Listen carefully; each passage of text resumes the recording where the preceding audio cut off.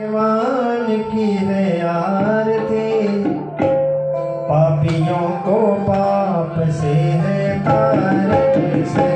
भागवत भगवान की है आरती, पापियों को पाप से है तारती। ये अमर ग्रंथ ये मुक्ति पंथ ये पंचवेद निराला, नव ज्योति जगाने वाला। हरि नाम यही हरि धाम यही, हरि नाम यही हरि धाम यही। जग के मरकत की आरती, पापियों को पाप से तारती से। भागवत भगवान की है आरती, पापियों को पाप से तारती। ये सात्विक पावन पुनीत, पापों को मिटाने वाला, हरि दर्श कराने वाला। ये सात्विक पावन पुनीत, पापों को मिटाने वाला, हरि दर्श कराने वाला। ये सुख करनी ये दुख हरनी, ये सुख करनी ये दुख हरनी। प्रभु के महिमा की आरती, पापियों को पाप से तारती।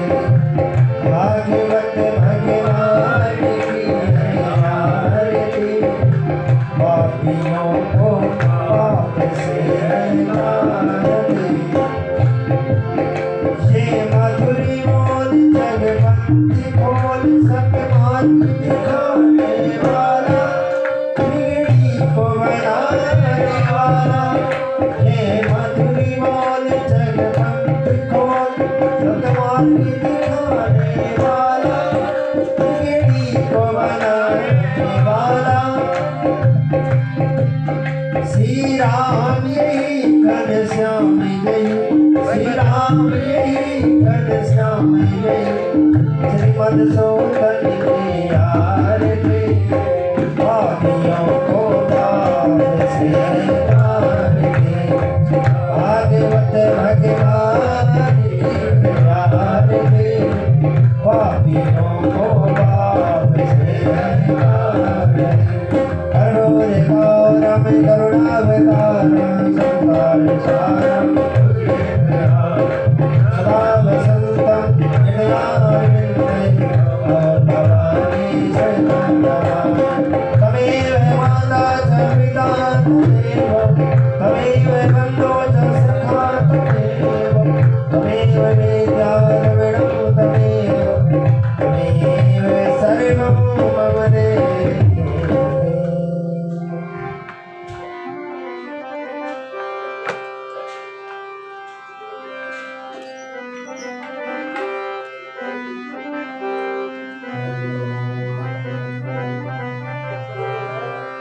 तो आवाज बढ़ा थोड़ा, ये बंद है, आवाज बढ़ा है नहीं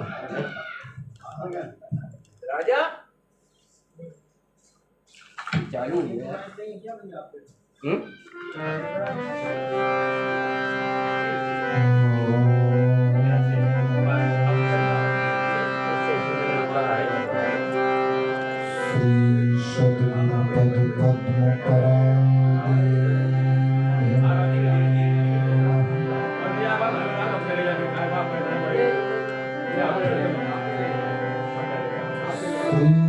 परमहंस चरण कमलेभ्यो नमः। श्री राधा कृष्णाभ्यां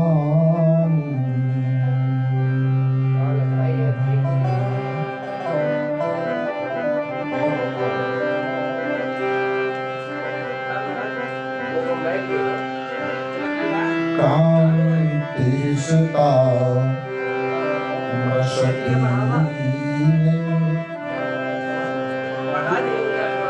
ठीक है चलने दो।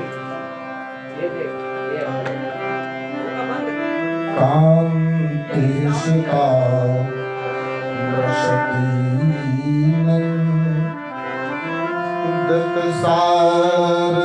दत्सारदेन्दुर् यत्रैकतो विलसितामशताङ्गशो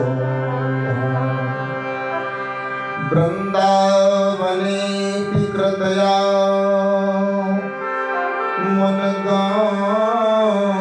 मनगाङ्गसङ्गम्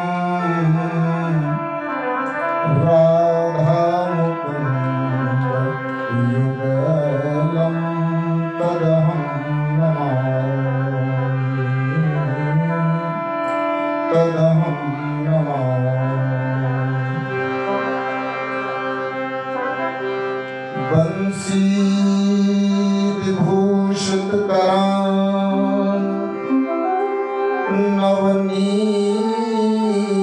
नवनीरदाभा पीताम्बरा दरुणाबिम्बफलाधरोष्ठा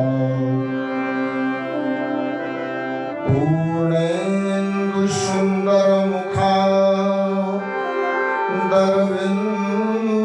दरविन्दनेत्रा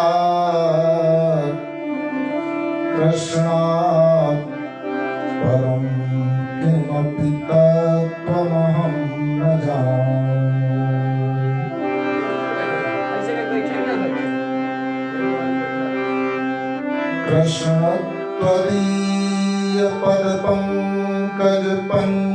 कृष्णत्वदीयपदपङ्कजपञ्जरान्ते अद्यैव मे विशतो मानसराजहंसः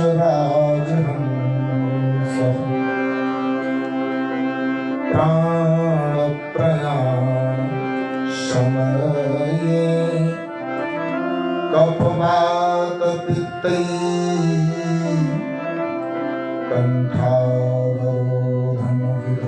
कण्ठावरोधनविधूय सुवर्णं कुतस्ते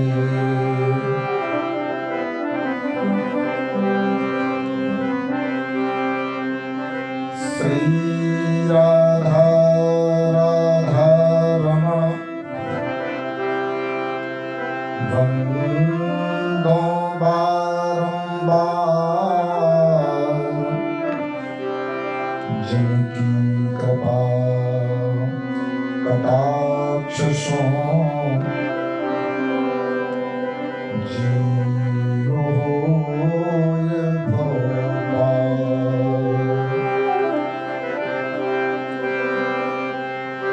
राधे ते मेरी स्वामिनी हो राधे तेरो दास जन्म जन्म मोए दीजियो श्री चरण में वास वृंदावन परवास सब द्वारन को छोड़ के आयो तेरे द्वार हे वृषभानु की लाडली नित मेरी ओर निहार मेरी ओर निहार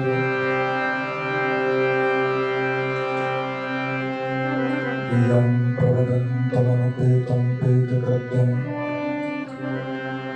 वैपायनो विरहकातराजुभाव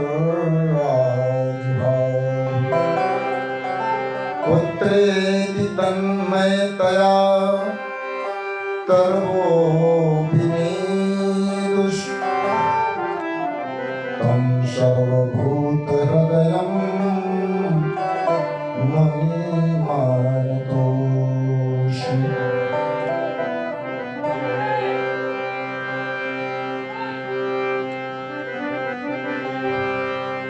व्यासं व्यासकरं वन्दे मुनिं नारायणस्वयं यतः प्राप्तकृपा लोका मुक्ता कलेवरः।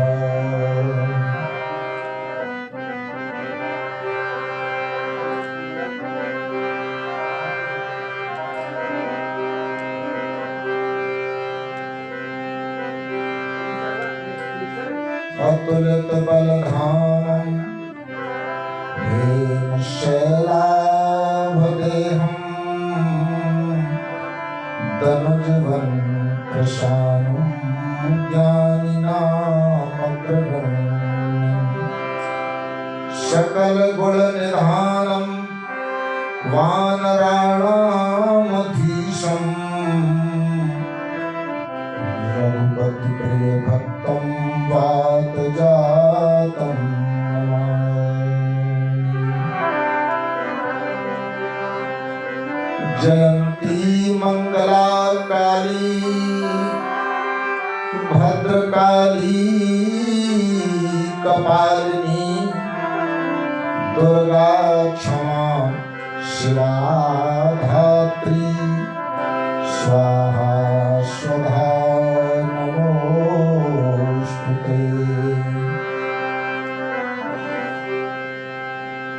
भवानी शंकरौ वंदे श्रद्धा विश्वास रूपिणौ याभ्यां विना न पश्यन्ति सिद्धा स्वान्तिष्ठमीश्वरम्।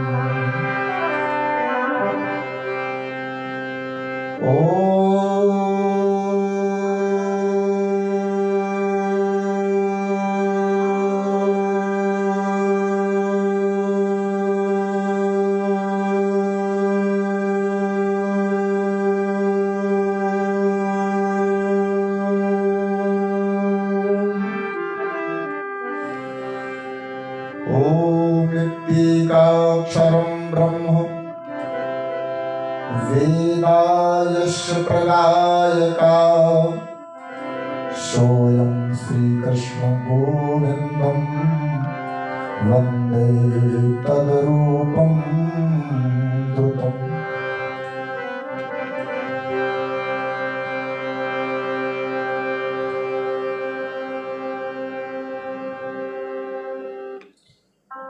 अनंत विभूषित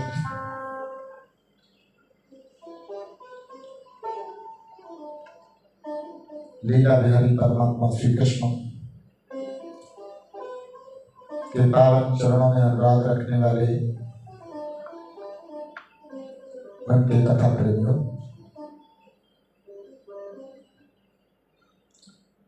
श्रीमद् भागवत को भगवान कृष्ण कहें या कृष्ण को भागवत कहें, एक ही तत्व के दोनों पर्यायवाची है। भागवत क्या है? मानव जीवन में भागवत का महत्व क्या है? ये मानव योनि सर्व योनियों में श्रेष्ठ क्यों है? जितने भी अद्भुत प्रश्न हैं उनका समाधान अपने अंदर ही मिल जाता है। हम एक बंधे हुए पशु को देखते हैं, उसकी यातनाएं देखते हैं,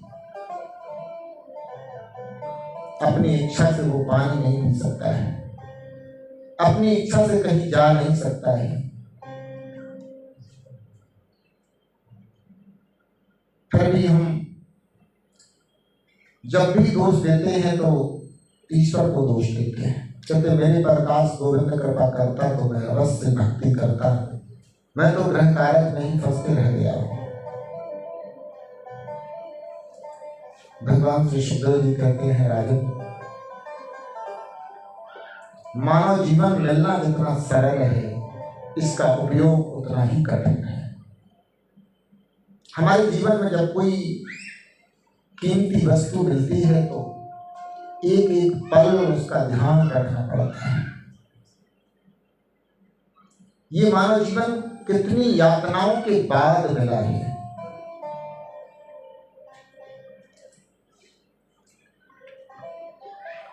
हमारे धर्म शास्त्र में दर्शन है 84 लाख योनियां बताई गई हैं।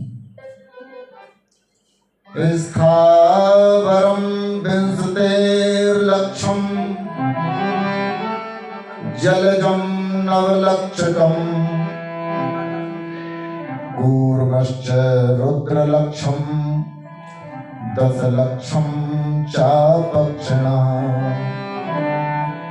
30 लक्षम च वसूनां 4 लक्षम च वानरा एते योनि संसारे जीवेषु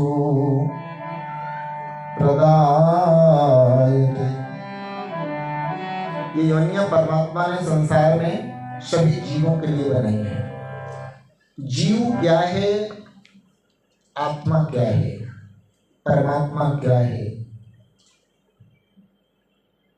संस्कार हमारे जीवन में जब शुरू होते हैं तो हम इन सभी प्रश्नों में अपने आप को पाते हैं। हम ही जीव हैं, हम ही आत्मा हैं, और ये नहीं कहा जा सकता है कि हम परमात्मा हैं। लेकिन भगवान श्री कृष्ण गीता में कहते हैं ममैवांसो जीवलोके जीवभूता सनातना।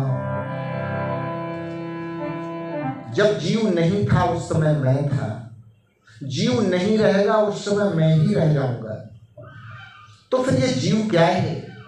जैसे सूर्य और सूर्य की किरण में कोई अंतर नहीं है, वैसे जीव और परमात्मा में कोई अंतर नहीं। सूर्यास्त होने से पहले सूर्य की सभी किरणें ये सूर्य में ही समाहित हो जाती हैं।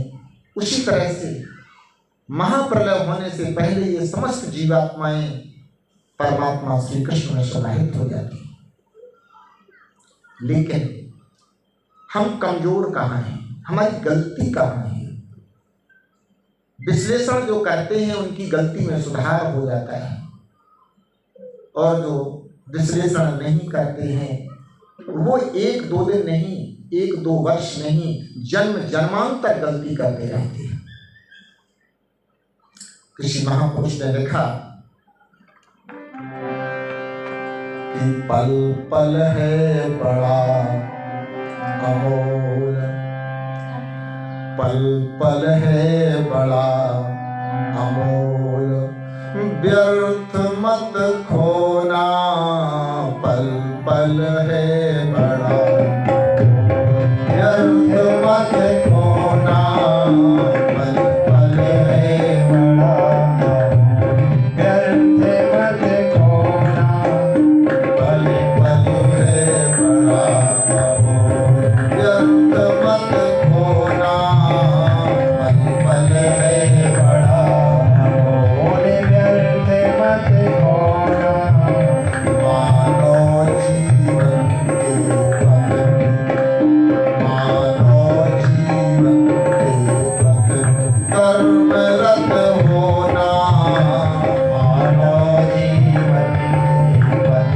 कर्मरत होना, मानो जीवन के पथ, कर्मरत होना,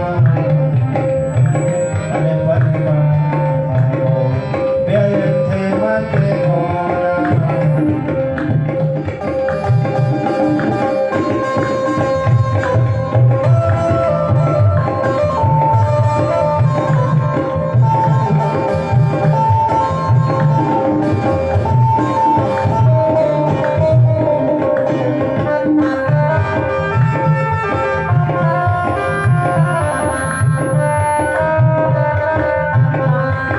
और अंतिम लाइन बहुत महत्वपूर्ण है। पशु पक्षी भी पेट भरा करते हैं, पशु पक्षी भी पेट भरा करते हैं, संतान कीट तक भी पैदा करते हैं, संतान कीट तक भी पैदा करते हैं,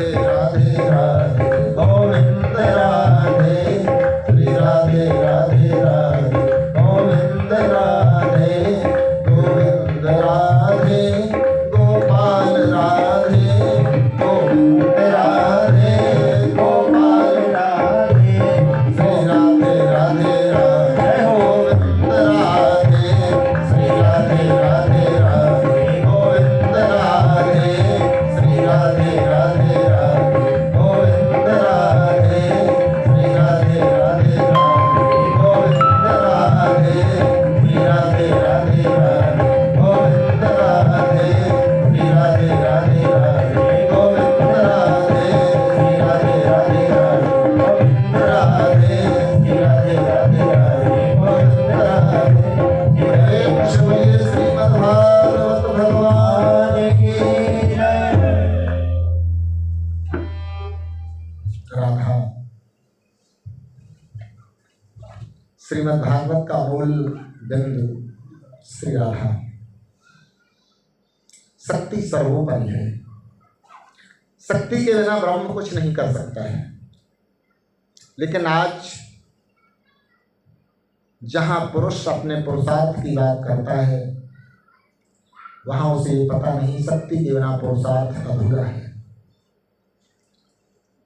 भगवान विष्णु के साथ में मां लक्ष्मी न होती, भगवान शंकर के साथ में माता पार्वती न होती, ब्रह्मा के साथ में माता सरस्वती न होती तो सृष्टि की कल्पना भी नहीं की जा सकती थी। यस्य नागस्य पूज्यन्ते रमन्ते तत्र देवता। श्रीमद् भागवत का जो मूल बिंदु है वो हमारी राधा रानी है। ये श्रीमद् भागवत, इस माइक को सही करो, ये तुम्हारा माइक बहुत डिस्टर्ब कर रहा है, मतलब पूरे दिन से बज रहा है और तुमने ये माइक नहीं सुधार पाया, मेन माइक। क्या बताऊँ, तुम्हें नहीं लग रहा है कि आवाज़ कैसी आ रही है? बोले प्रेम से बोले गोविंद भगवान की। और मीठा मीठा करो इसे, और मीठा करो, फट रही है आवाज़।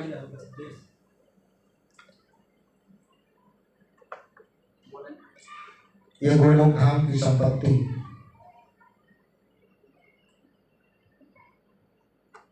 संतों की तपस्या का परिणाम है। श्रीमद् भागवत साधन और साधना, भोगी साधनों का के अधीन है और योगी साधना के अधीन है। साधना का जो सुख है उसका नाम है आनंद, और साधनों का जो सुख है उसका नाम है धोखा। संसार एक धोखा है। कहना बहुत सरल है लेकिन समझना बहुत कठिन है। बड़ी विलक्षण बात है। हम एक बार नहीं कई बार राधा जी का नाम लेते हैं, लेकिन वो भाव नहीं, वो श्रद्धा नहीं, वो निष्ठा नहीं, वो विश्वास नहीं जो हमें कुछ मिल जाए। मालूम है, श्रीमद् भागवत के मूल वक्ता भगवान श्री सुखदेव जी। भगवान श्री सुखदेव जी जिस समय राधा जी का एक बार नाम ले लिए थे गोलोक धाम में, तो 6 महीने की समाधि कर दी थी। राधा के नाम में वो शक्ति है। कोई एक बार समर्पण होकर के राधा का नाम लेके तो देखे। भगवान जब महाभारत में अर्जुन को उपदेश दे रहे हैं तो बहुत घुमा फिरा करके कहा, सर्वधर्मान परित्यज्य माम एकम शरणं व्रज अहं त्वा सर्व पापेभ्यो मोक्षयिष्यामि। आज हम लोग जब टेंशन में होते हैं ना, टेंशन हर कोई समझ गया होगा। अगर किसी से पूछा जाए टेंशन की हिंदी क्या है, गीता का जो पहला अध्याय है वो टेंशन योग है, जिसको हम कहते हैं विषाद योग। ओम तत्सदित श्रीमद्भगवद गीता सुपनिषत्सु ब्रह्म विद्यायाम योग शास्त्रे श्री कृष्णार्जुन संवादे अर्जुन विषाद योगो नाम प्रथमो अध्याय। अब युद्ध क्या है? ये संसार में आए हैं तो युद्ध ही तो कर रहे हैं। जब हमारा जन्म हुआ, जब जीव जन्म लेता है तो परिस्थितियों के साथ युद्ध करना पड़ता है। अगर जीवात्मा का जन्म गरीब घर में हुआ है तो इतनी वो अथक मेहनत करता है कि वो पैसे वाला होने के लिए, अपने माता पिता को सुखी करने के लिए रात दिन एक करता है और उसका उद्योग सफल भी हो जाता है। अमीरी से गरीबी तो मिल जाती है, लेकिन जीवन का संघर्ष कभी समाप्त नहीं होता है। कभी वो माता पिता के लिए संघर्ष करता है तो कभी माता पिता से संघर्ष करता है। शादी होने के बाद देखो क्या होता है। जिस माता पिता ने अपने बच्चे के लिए अपने जीवन को बलिदान कर दिया, जब वो पुत्र अपने माता पिता को त्यागता है तो कितनी वेदना होती है, वो वाणी का विषय नहीं होता है। माता पिता बेचारे अपनी बात किसी से कह भी नहीं सकते। इसी का नाम युद्ध है। हम लोग केवल महाभारत का युद्ध जानते हैं ना। ध्यान रखना, संसार में अगर जन्म हुआ है तो युद्ध तो करना ही पड़ेगा। भगवान अर्जुन से कहते सर्वेश कालेश माम अनुस्मरण युद्धचा। ये मृत्युलोक, भगवान कहते हैं तुम्हारी दो स्थितियां हैं। लड़की का जीवन दो रूपों में विभाजित होता है। एक उसका पिता का घर होता है, एक ससुराल होती है। अब भाव अपना अपना है। जब लड़की का जन्म होता है कितनी सेवा करती है अपने माता पिता की, कितनी सेवा करती है। और सेवा करने के बाद जब वो अपनी ससुराल जाती है तो शायद कोई भी ऐसा नहीं बचता है जो उसकी विदाई में रोए ना। ऐसा लगता है कि लड़की प्राण खो देगी, लेकिन जब वो लड़की ससुराल में जाती है, ससुराल के वातावरण को समझती है, तो लड़की का जहाँ जन्म हुआ है वो घर उसका अपना नहीं होता है, लेकिन जहाँ के लिए वो रो रही है वो घर उसका हो जाता है। हम संसार में जब आते हैं तो रोते क्यों हैं? बस ये ससुराल है, याद रखना। ससुराल में जरा सी गलती होगी तो तुम्हारी इस गलती का संदेश सीधा तुम्हारी मायके पहुंच जाएगा। ये जीव ही वो कन्या है, जीवात्मा कन्या का नाम है और परमात्मा वो पिता है।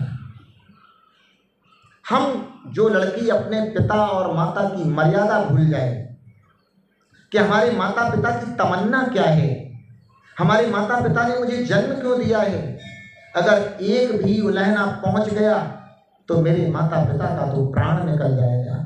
जिस लड़की को अपने माता पिता की चिंता है, याद रखना उसका इतिहास स्वर्णाक्षरों में लिखा जाता है। शादी तो सबकी होती है, लेकिन शादी का जो आदर्श है वो माता जानकी के अतिरिक्त दूसरा कोई निभा नहीं सका है। जिसको हमने आज जगदम्बा कहा, उसके जीवन पर एक दृष्टि तो डालें। जानकी के जीवन में कभी सुख मिला हो, जरा विचार करें। जन्म हुआ वो भी आज तक ऐसी किसी कन्या का जन्म नहीं हुआ जैसे माता जानकी का जन्म हुआ। हल चलाते में मिल गई है, क्योंकि शक्ति कभी भी गर्भ में नहीं आती है। जो महाशक्ति का प्राकट्य होता है, जब सीता के रूप में शक्ति का प्राकट्य हुआ तो प्रकट हुई माता पृथ्वी से। जब नारायण के साथ में शक्ति का प्राकट्य हुआ तो प्रकट हुई क्षीर समुद्र से। और जब मेरे गोविंद के साथ में शक्ति का संयोग आया तो प्रकट हुई तालाब से, कमल से। रुक्मिणी का जन्म कहाँ से हुआ है? कमल से। और मेरी राधा रानी, इनका तो प्राकट्य होता है ब्रष्भान राव और के यहाँ, प्रीति के यहाँ माता का जो प्राकट, वैसे इनका जो जन्म स्थान है वो रावल है, लेकिन हम लोग बरसाना जानते हैं। तो आइए, कहने का तात्पर्य यह है कि हम एक कन्या की तरह, ये जीवात्मा एक कन्या की तरह है। इस मृत्यु लोक में अगर आए हैं तो हमें किसके साथ क्या व्यवहार करना चाहिए, ये सदैव हमें ध्यान रखना है। अब अगर ध्यान नहीं रख सकते, या तो हम स्वतः मेहनत कर लें या हम किसी की नकल कर लें। तो हर कन्या का ये धर्म है कि वो माता जानकी के जीवन को अपने जीवन का आदर्श बनाए। माता जानकी ने ये सिखाया संसार की समस्त कन्याओं को कि एक माता पिता के प्रति, क्योंकि अगर आज की कोई कन्या होती ना, अगर आज किसी ससुराल में जाने के बाद किसी के पति को वनवास हो जाए, या पति पर जब मुसीबत आती है तो पत्नी क्या कहती है, आप अब मेरी चिंता न करो, मैं तो पिता के यहाँ जा रही हूँ। लेकिन वाह हरि पराम्बा माता जानकी, जिय बिन देह नदी बिन भारी, तैसे नाथ पुरुष बिन नारी। माता जानकी के जीवन का जो आदर्श है, उसको अगर हम अपने जीवन में 2% भी उतार लें, 2% भी उतार लें, तो शायद ये सृष्टि जो आज कहाँ थी और कहाँ से कहाँ पहुँच रही है, हमारे यहाँ की जो मूल सभ्यता है उसका लोप होता चला जा रहा है। और पाश्चात्य सभ्यता अपना मुंह फैलाती चली जा रही है। हमारे यहाँ की देवी विदेशों में जाकर के अपने आप को सुरक्षित रखती हैं। आज हमारी बहन बेटियां अपने घरों में सुरक्षित हैं। संस्कारों में जब परिवर्तन होता है तो इसकी सबसे पहली गलती हमारे माता पिता से शुरू होती है। आइए, अधिक न कहते हुए केवल एक निवेदन ये करना है कि जिस भागवत के लिए हम लोग बैठे हैं, ये भागवत क्या है? भागवत में 4 व्यंजन हैं, 1 स्वर है। आ एक ऐसा स्वर है जो हर व्यंजन में समाहित है। जैसे ऑक्सीजन, प्राण शक्ति, चाहे वो स्थावर हो, चाहे जंगम हो, चाहे जड़ हो, चाहे चेतन हो, बिना प्राण शक्ति के तो कोई जीवित रह नहीं सकता है। तो भागवत में क्या है, ये जो 5 तत्व हैं, इसी 5 तत्व में वो गोविंद खेल रहा है। कारीगर कितना अद्भुत है, अपने रहने के लिए ऐसी गुफा बनाई, और गुफा बनाने के बाद वो स्वयं इस गुफा में प्रवेश करता है। लेकिन जब अपने आप को प्रवेश कराता है तो 9 दरवाजे बंद कर देता है।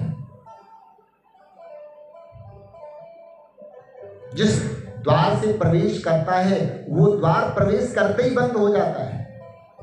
लेकिन जो 9 दरवाजे हैं वो अंदर की ओर नहीं खुलते हैं, वो बाहर की ओर खुलते हैं। और अंदर अंधेरा है, बाहर प्रकाश है।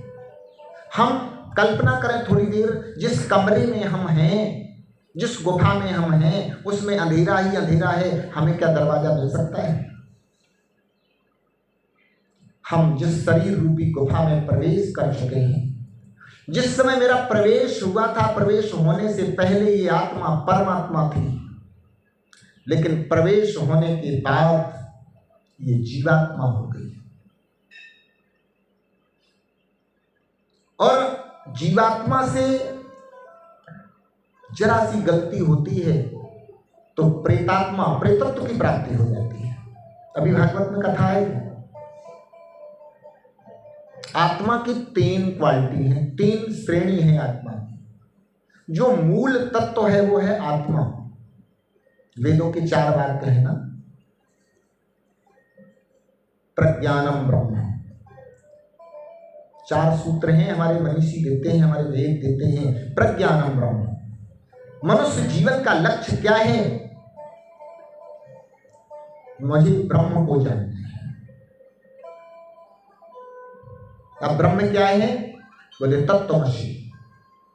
ब्रह्म वो तत्व है जिसको जान करके हम संसार के दुखों से ऊपर उठ सकते हैं।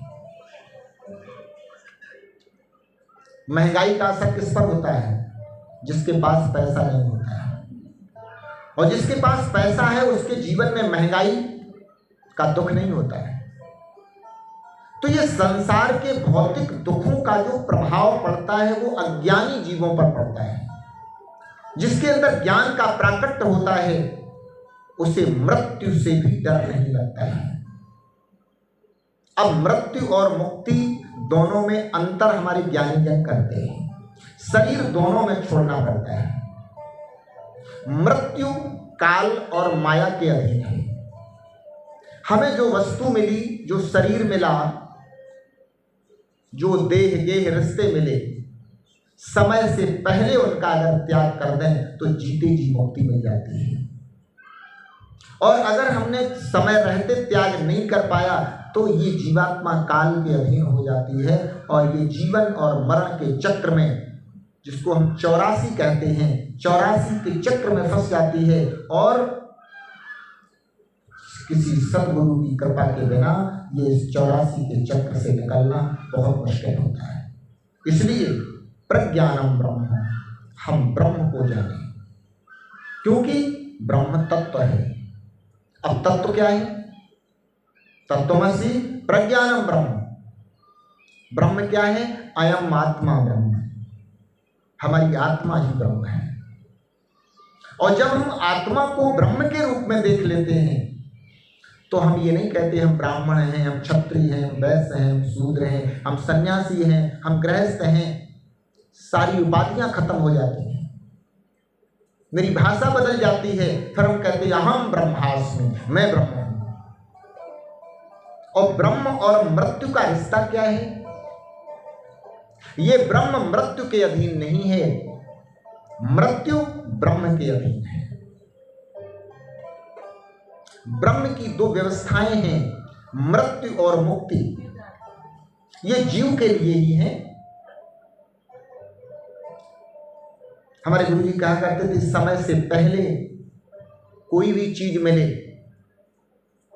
समय से पहले छोड़ देना है। अगर समय से पहले नहीं छोड़ सकते हो तो जितने दिन की अवधि है उतने दिन में छोड़ ही देना है। नहीं तो जब तुम आगे भोगने का प्रयास करोगे तो मृत्यु के जैसे बॉर्डर बने होते हैं ना, ये फला थाने क्षेत्र का बॉर्डर है, ये फला थाने का है, ये फला थाने का है।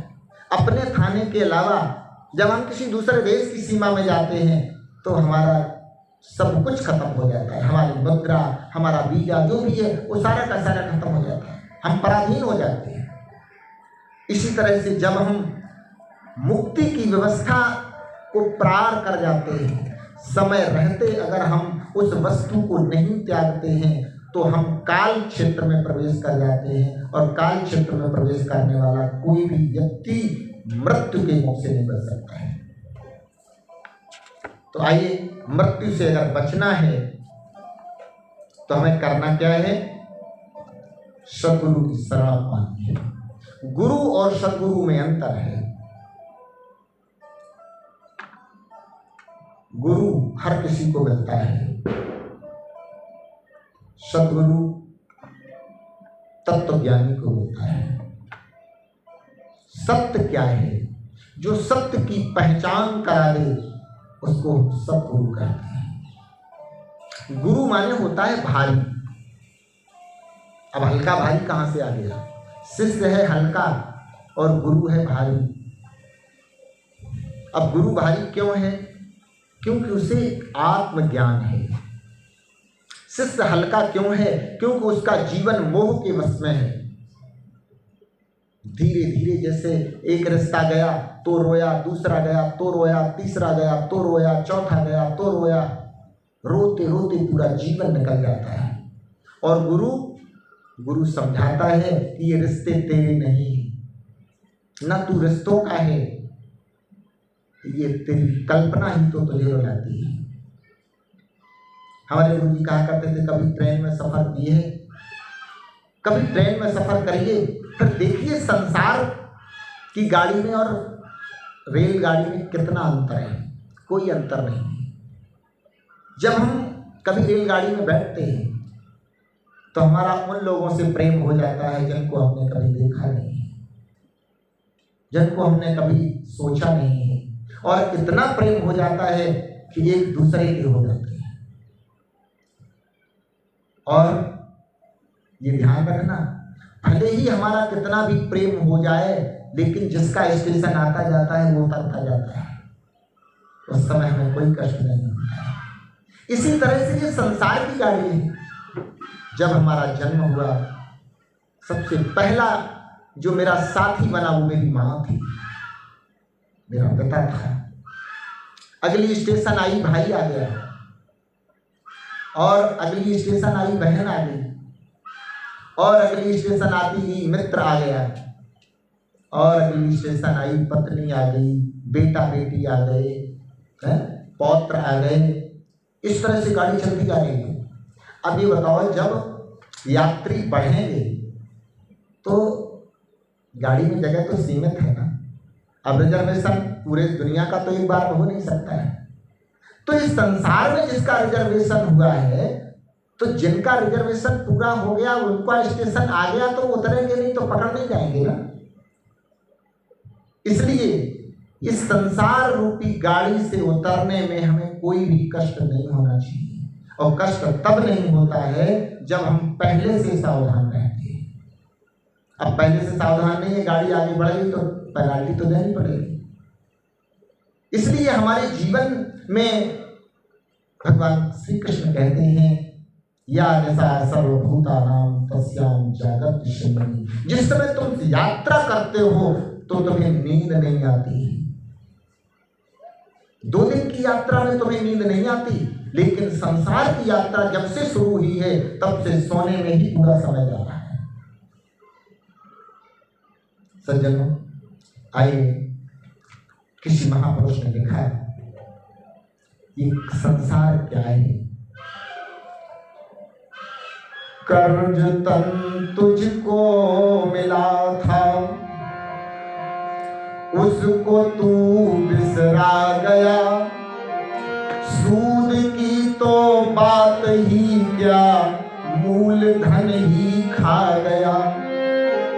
अरे भाई, किसी का पैसा लो तो कम से कम ब्याज तो देते रहो। अब ब्याज तो दिया नहीं, मूलधन भी खाने के चक्कर में हो।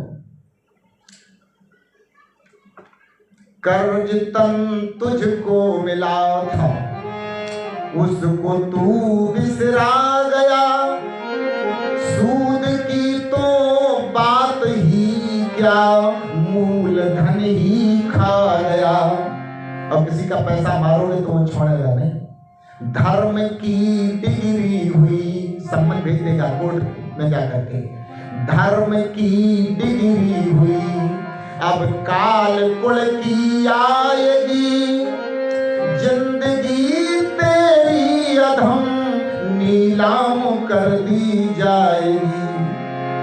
अगर नीलामी से बचना है तो क्या करना है? करना वही है जो करते आए हैं, लेकिन अपना पथ बदल लेना है, अपनी दिशा बदल लेनी है। कर ले प्रभु से प्यार। हम लोग अभी तक रिश्तों से प्यार करते रहे हैं, लेकिन हमारे गुरुदेव कहते हैं कि कर ले प्रभु से प्यार, कर ले प्रभु से प्यार, नहीं तो पछताएगा, झूठा ये संसार तू धोखा खाएगा, झूठा ये संसार तू धोखा खाएगा। अरे प्रभु से प्यार नहीं पछताएगा।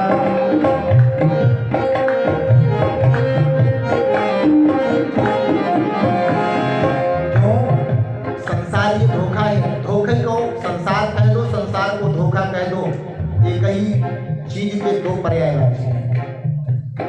क्यों? संसार की स्थिति क्या है? तन उजले मन के गंदे, आंखों के बिल्कुल अंधे, तन उजले मन के गंदे, आँखों के बिल्कुल अंधे, नजर क्या आएगा, झूठा ये संसार धोखा खाएगा। झूठा ये संसार की धोखा खाएगा। कर ले प्रभु से प्यार, नहीं तो पछताएगा।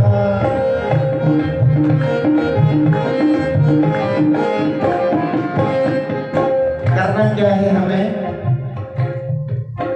मन हरि चरणों में लगा ले, मन हरि चरणों में लगा ले, ये जीवन सफल बना ले। मन हरि चरणों में लगा ले, ये जीवन सफल बना ले। ले मान मेरा ये कहना, ले मान मेरा ये कहना, कितने दिन तुझे यहाँ रहना। ले मान मेरा ये कहना, कितने दिन तुझे यहाँ रहना। कौन समझाएगा, झूठा ये संसार धोखा खाएगा। झूठा ये संसार की धोखा खाएगा। कर ले प्रभु से प्यार, बहुत पछताएगा। झूठा ये संसार तो धोखा खाएगा। जय कृष्ण गोविंद भगवान की। जय। तो धोखे से बचने के लिए क्या करना है मुझे? सच्चिदानंद रूपाय, श्रीमद् भागवत का महात्मा और महात्मा का पहला मंगलाचरण। सच्चिदानंद रूपाय विश्वोत्पत्त्यादि हेतवे, तापत्रय विनाशाय श्री कृष्णाय वयं नमः।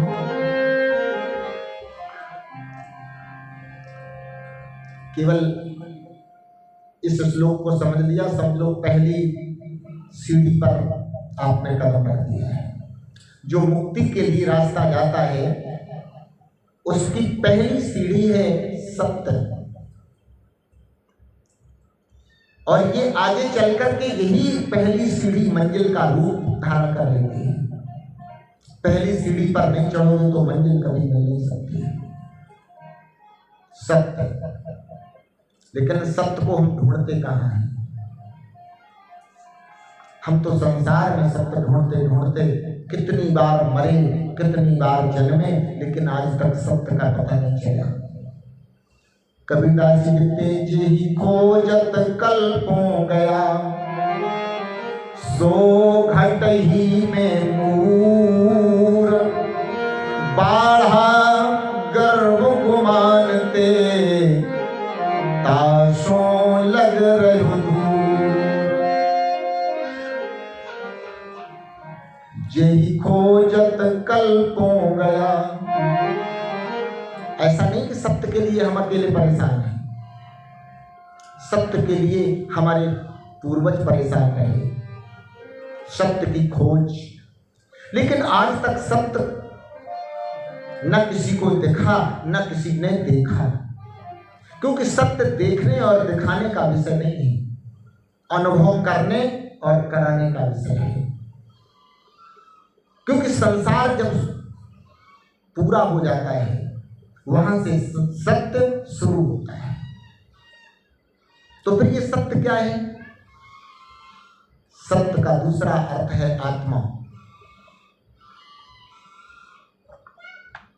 स्वामी राम तीर्थ जी लिखते हैं, to see stranger worldly objects divine the home of bliss is within you.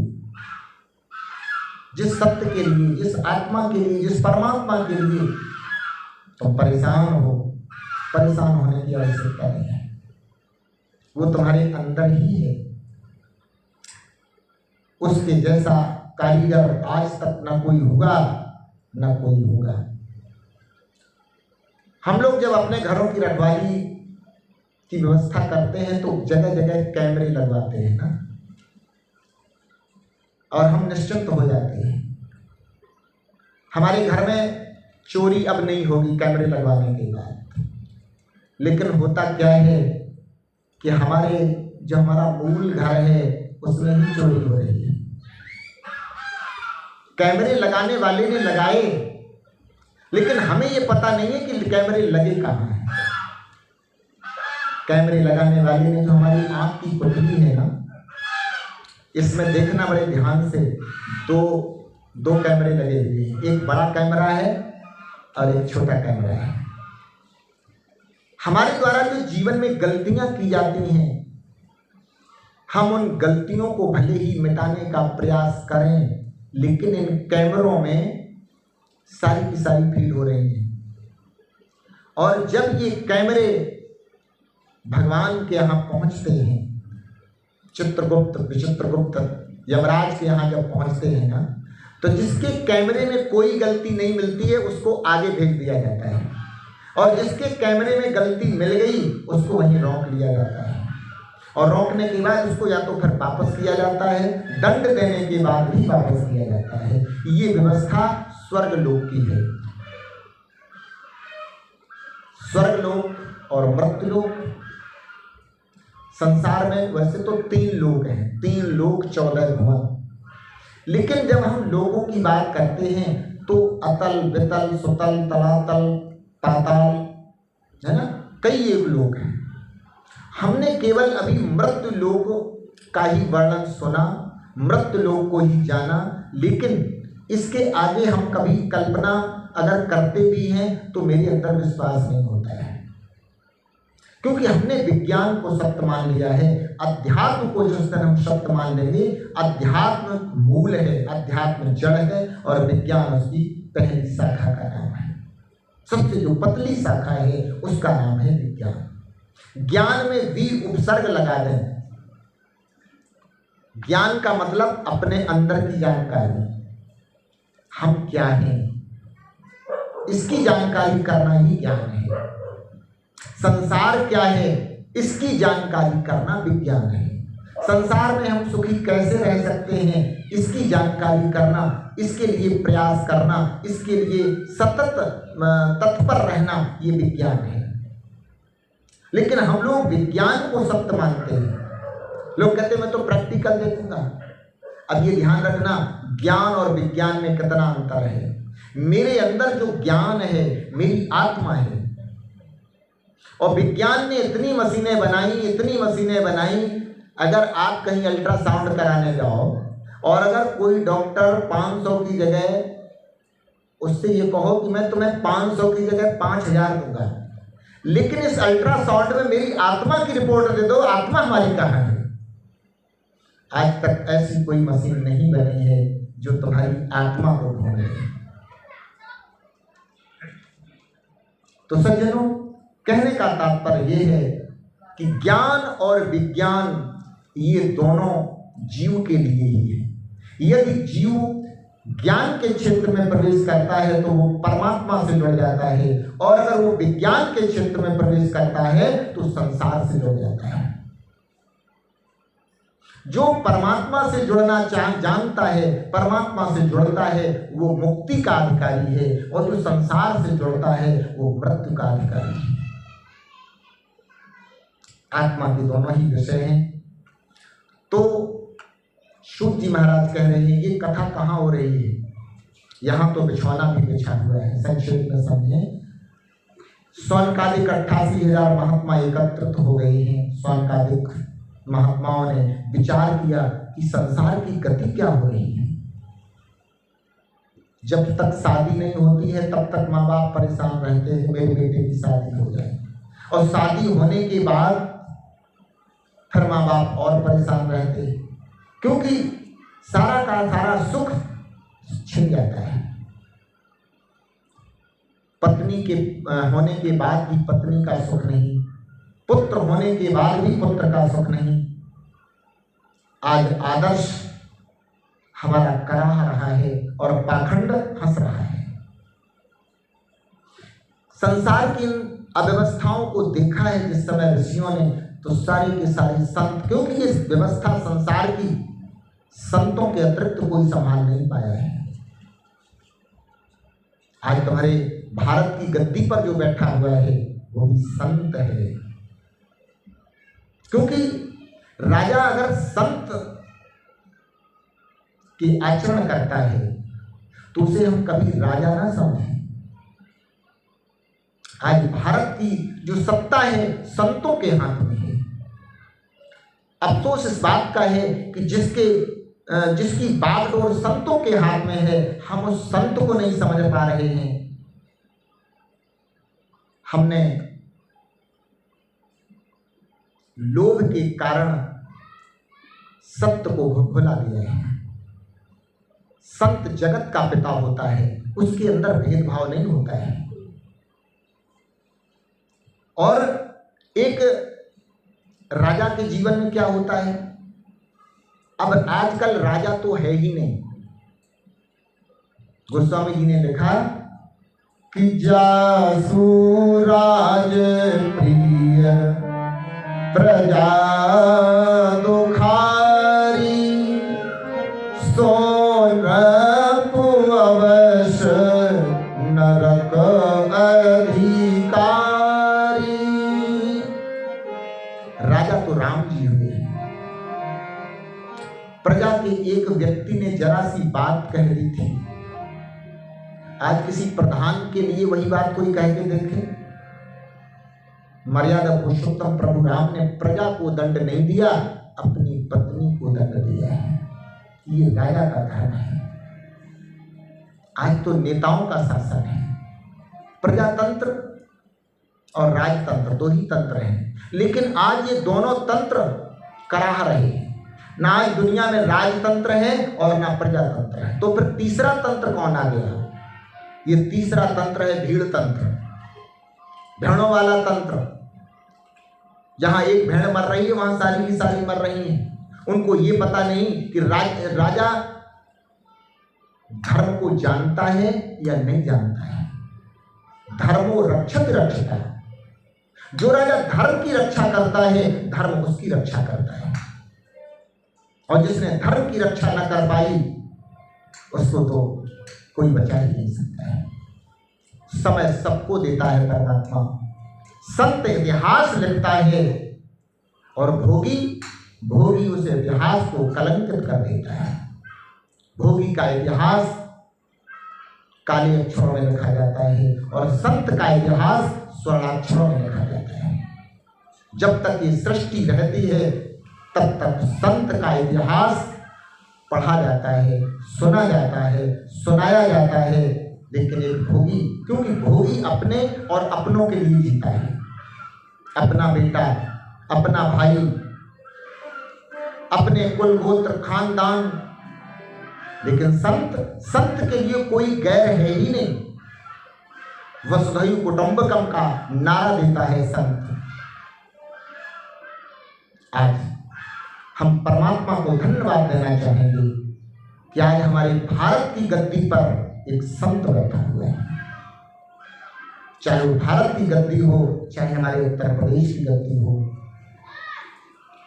अफसोस इस बात का है कि जब संत बैठता है गद्दी पर, तब हम उसको नहीं समझ पाते हैं। एक पिता का पुत्र के लिए कितना बड़ा त्याग होता है, ये पुत्र को पता नहीं होता है। इसी तरह से संत इस समाज के लिए क्या त्याग करता है, ये समाज को पता नहीं होता है। और अगर पता भी होता है तो समाज लोभ में इतना अंधा हो जाता है कि उसका विवेक उल्टी दिशा में बहने लगता है। जहां उसे नहीं जाना चाहिए वो वहां जाता है। इसलिए सावधान।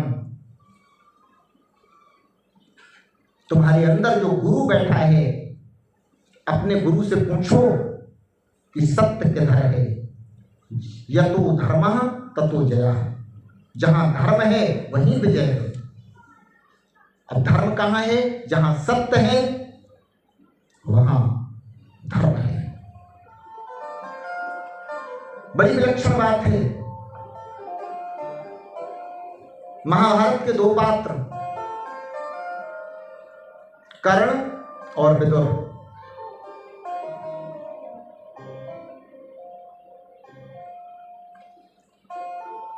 कर्ण के समान कोई योग नहीं है,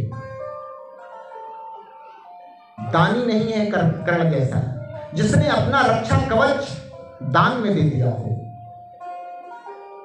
मृत्यु की परवाह नहीं की। कितना बड़ा त्यागी, कर्ण जैसा कोई त्यागी नहीं हो सकता है। लेकिन जरा सी गलती कर दी, कहीं वो गलती मेरे से तो नहीं हो रही है। कर्ण ने अपने जीवन में क्या गलती की मालूम? सब कुछ पाने के बाद उसने अधर्मी का साथ दिया। याद रखना, अगर हमने अधर्मी व्यक्ति का साथ दिया तो मुझे जीवन में कोई बचाने वाला नहीं है। इसलिए धर्म कहां है? जब भगवान कृष्ण ने दुर्योधन का निमंत्रण स्वीकार नहीं किया तो कोई पूछता है कि इतना सुंदर पकवान मेवा मिष्ठान त्याग रहे हो? भगवान कृष्ण ने बड़ी सुंदर बात कही, जहां धर्म नहीं है वहां का हमें पानी भी नहीं पीना चाहिए। भोजन ग्रहण करना तो बड़ी विलक्षण बात है, क्योंकि अधर्मी के यहां अगर आपने पानी भी पी लिया है तो उसका प्रायश्चित आपको कई जन्मों तक भोगना पड़ेगा। जब समय आए, ये समय चल रहा है, जब कभी तुम्हारे अंदर ये विवेक जागृत हो तो ये जरूर सोचना कि धर्म कहां है। धर्म महलों में हो या ना हो, धर्म जहां हो वहां पहुंच जाओ और धर्म को प्रणाम करके अपना समर्थन दो। तो सज्जनों, अगर आप ऐसा नहीं कर सकते हो तो फिर विदुर का नियम अपनाओ।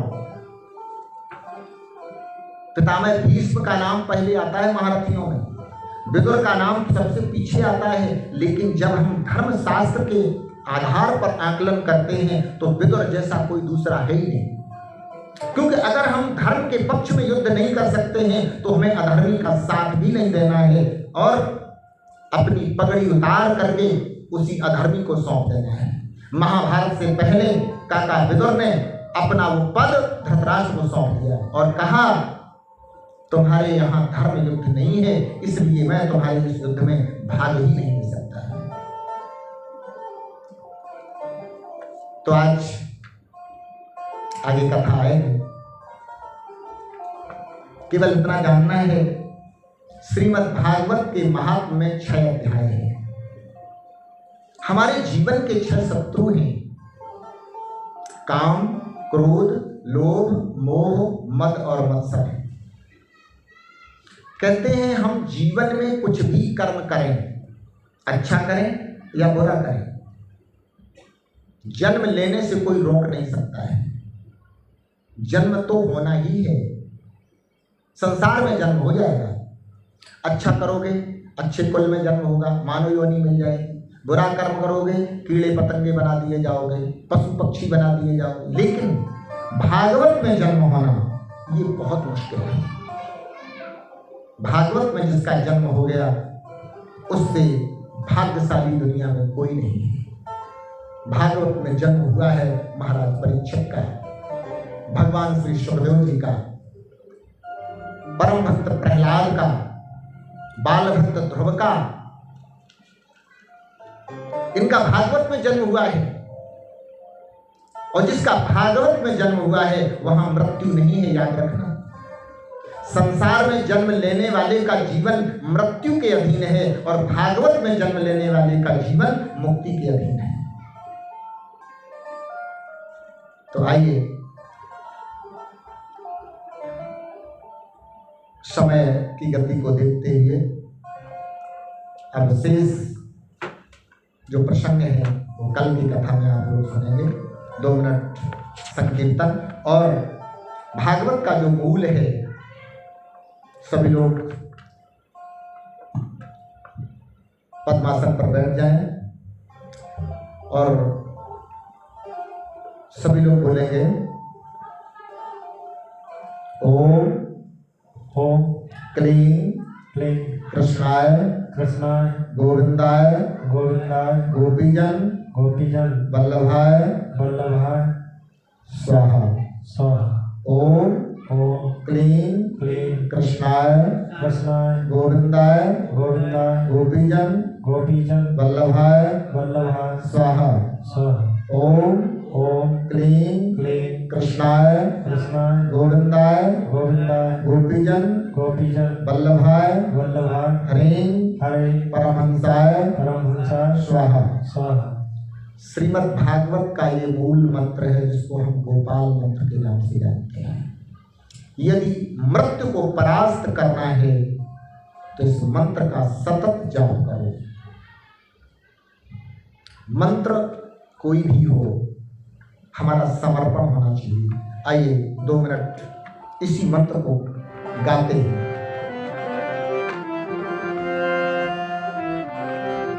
ओम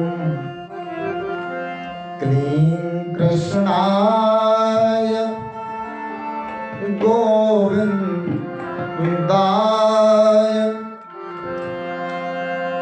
श्री गोपीजन सुवल्लभाय।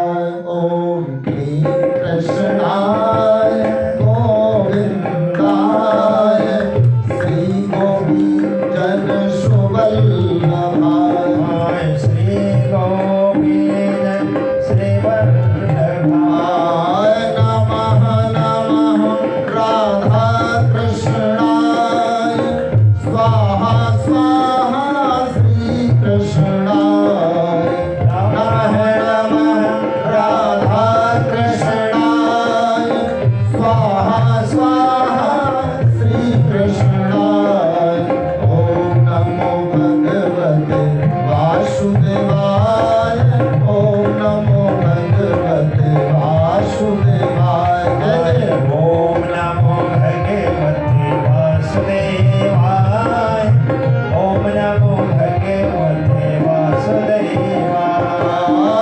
वासुदेवाय गोविंदाय श्री कृष्णाय हृषिकेशाय। वासुदेवाय गोविंदाय श्री कृष्णाय हृषिकेशाय। ओम नमो भगवते वासुदेवाय। ओम नमो भगवते वासुदेवाय। जय जय ओम नमो भगवते वासुदेवाय। ओम नमो भगवते वासुदेवाय। नमः शिवाय। ओम नमः शिवाय। नमः शिवाय। ओम नमः शिवाय। नमः शिवाय। ओम नमः शिवाय। नमः शिवाय। ओम नमः शिवाय। ओम नमो भगवते वासुदेवाय। ओम नमो भगवते वासुदेवाय। ओम नमो भगवते वासुदेवाय। ओम नमो भगवते वासुदेवाय।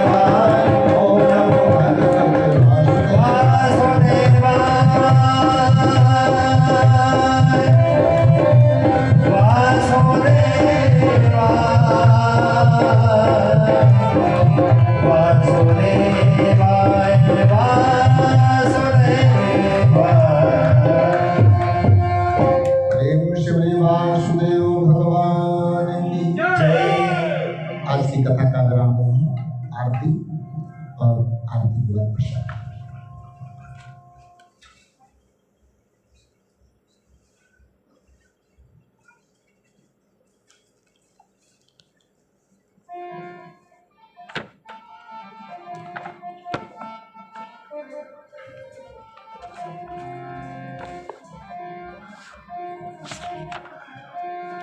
हाँ, दो शब्द जरूर सुने।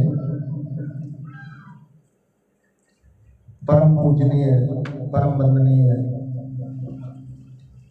स्वामी श्री गंगादास महाराज की दिव्य एवं अनूठी अनुकंपा का फल है श्रीमद् भागवत कथा का मिलना,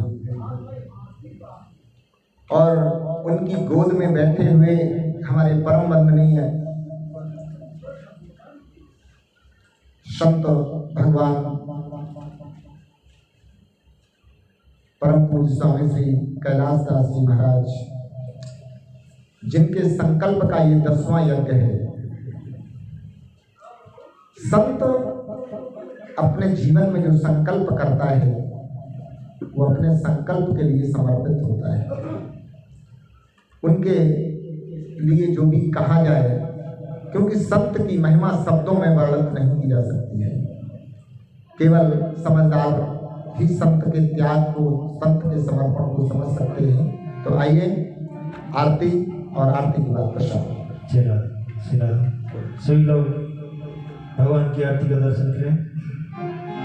श्री बांके बिहारी तेरी आरती गाए, बांके बिहारी तेरी आरती गाए, आरती गाओ प्यारे तुम्हें को बनाओ, आरती गाओ प्यारे तुम्हें को बनाओ, बांके बिहारी तेरी आरती गाए, बांके बिहारी तेरी